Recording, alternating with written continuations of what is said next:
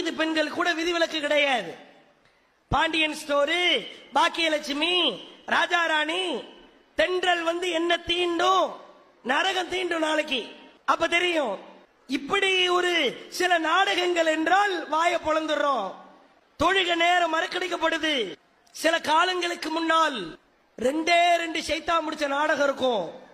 கோலங்கள் இருக்கும், தென்றல் இருக்கும். இந்த 2 தான் பாப்பாங்களே.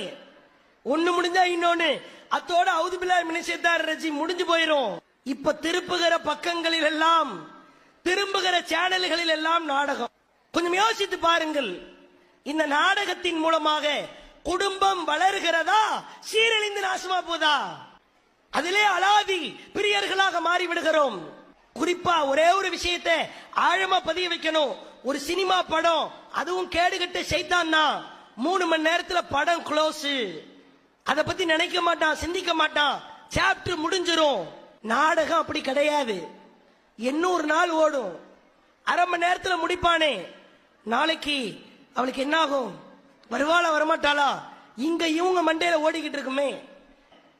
அல்லாஹ்வை நினைத்து, அல்லாஹ்வின் வசனங்களை நினைத்து அழுகையை வெளிப்படுத்தாத எத்தனையோ கண்கள் கேடுகட்ட சீரியல் நாடக கூத்தாடிகளை பார்த்து கண்ணீர் வடிக்கிறது.